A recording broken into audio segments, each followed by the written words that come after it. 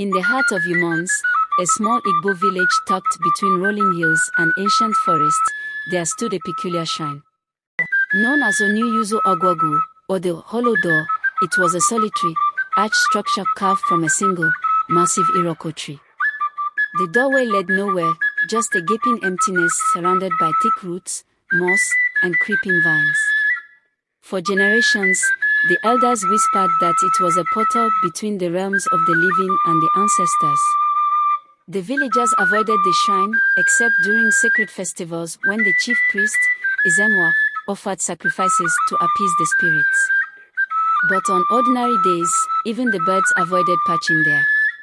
It was said that if one stood close enough, one could hear whispers, soft, beckoning voices that seemed to seep from the hollow itself. Nkem, a curious and daring girl of 17, often wandered the forest near the shrine.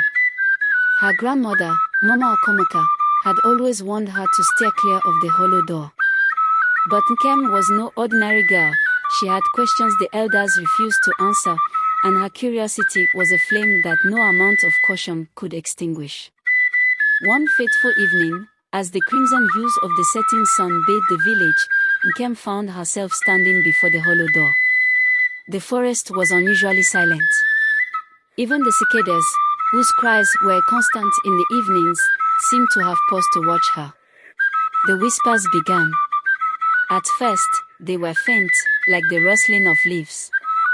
Then they grew louder, distinct yet elusive. The voices spoke in Igbo, but their words were fragmented, as though coming from a distant, broken world. "Eneni, why do you stand here?" one voice asked, soft yet commanding. Nkem froze, her heart pounding.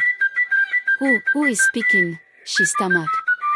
"We are those who came before you," another voice said, deeper and more resonant. "Why do you disturb the boundary?" "I am not here to disturb," Nkem replied, her voice trembling yet steady. "I seek answers. Why is this door here? What lies beyond it?" There was a long pause. The air grew colder, and a faint mist began to swirl around her feet. Then came the reply, a chorus of voices this time. "To know what lies beyond, you must open your spirit and step through." The words chilled her to the bone. Yet, she felt an unexplainable pull, as though the door itself was alive and reaching out to her. Before she could decide what to do, the voices grew fainter, fading into the rustle of the forest as though they had never been. That night, Nkem could hardly sleep. Her dreams were vivid and strange. She saw her ancestors, warriors, healers, and mothers, gathered around the hollow door, their faces shrouded in mist. One of them, a tall woman with piercing eyes, stepped forward and spoke.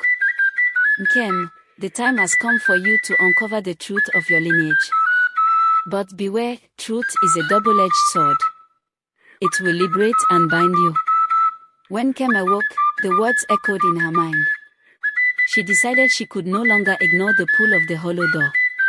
The following evening, under the guise of gathering herbs, she ventured back to the shrine. This time, she carried a small calabash of palm wine and kola nuts as an offering, just as her grandmother had taught her. Kneeling before the doorway, she placed the items at its base and closed her eyes. "I come in peace," she whispered. "I seek the truth of my ancestors." The air shifted. The mist returned, thicker and swirling, and the whispers rose again, louder than before. Suddenly, the hollow darkness within the doorway shimmered, revealing faint images, warriors clad in lion skins, maidens adorned with woolly patterns, and a vast, golden forest. As Nkem stared, the images began to draw her in. Her feet moved of their own accord, stepping closer to the doorway. Before she could stop herself,